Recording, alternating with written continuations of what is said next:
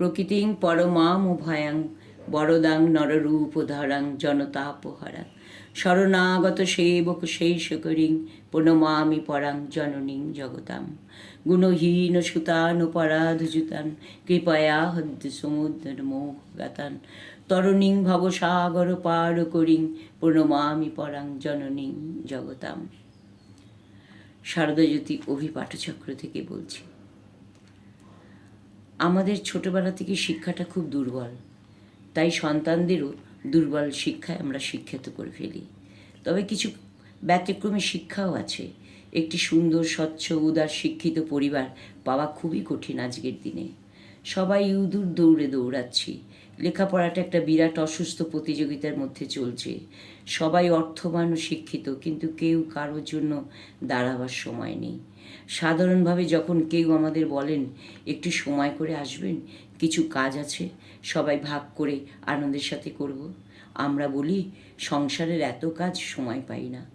যদিও আগের যৌথ পরিবার নেই, ওই ছোট্ট সংসারেও আমাদের আমি আর আমার এই দুটো শব্দের ধাক্কায় সব ধূলিসাৎ হয়ে যায়।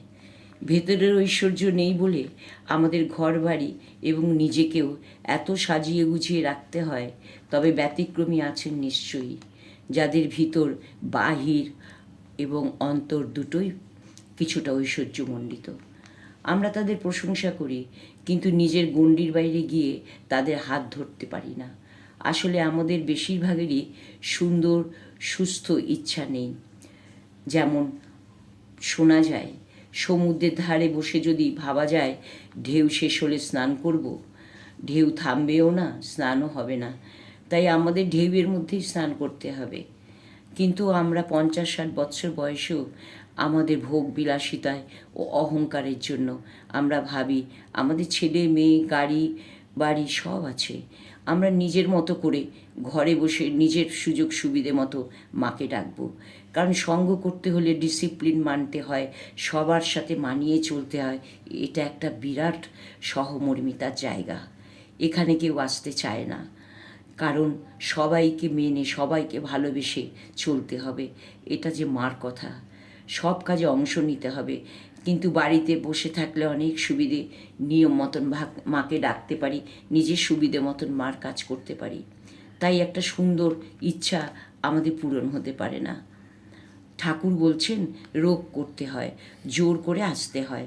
এসে দেখো সংসার ঠিকই চলবে। যারা চায় রাস্তা খুঁজে পায়, যারা আমরা চাই না অজুহাত খুঁজে পাই। দেখবে আমরা সবাই যদি একবার বেরিয়ে পড়ি পরার্থে, তাহলে রাস্তা ঠিকই তৈরি হয়ে যাবে। স্বামী বুধানন্দ মহারাজ বলছেন, ধার্মিক হলে জীবনের সমস্ত মজা মাটি হয়ে যাবে। বলা বাহুল্য, মজা সম্পর্কে আমাদের ধারণাটা এইভাবেই মজার, এবং একথাও বলা যায় যে জীবন সম্পর্কেও একটা অস্পষ্ট ধারণাই বয়ে বেড়ায়। মার অমৃত কথা।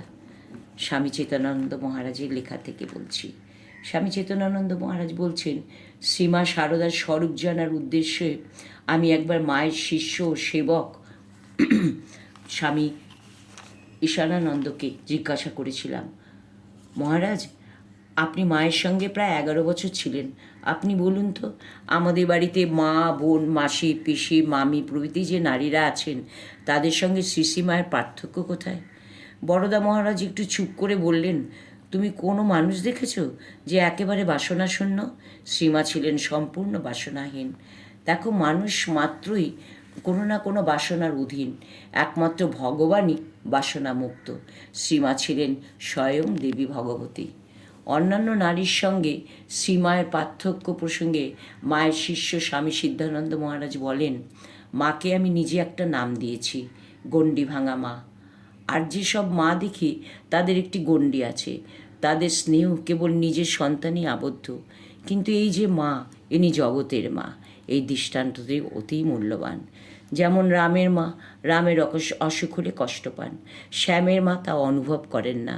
আবার শ্যামের অসুখ হলে শ্যামের মা কষ্ট পান, রামের মা তা বোধ করেন না। কারণ রামের মা ও শ্যামের মা মনে করেন আমাদের নিজেদের সন্তানরা আমাদের দেহ থেকে বেরিয়েছে, তাই তাদের প্রতি ওই মায়ের অত্যন্ত টান বা আসক্তি জড়িয়ে থাকে। কিন্তু শ্রীমা হচ্ছেন বিশ্বজননী। তিনি দেখছেন রাম, শ্যাম, অনিতা, সবিতা, মার্থা, মেরি, জন, জ্যাক, আমজাদ, আবদুল্লাহ, সফিয়া, হাসিনা প্রভৃতি জগতের সব নরনারী, এমনকি পশু পক্ষী, কীটপতঙ্গ তার অঙ্গ থেকে বেরিয়েছে।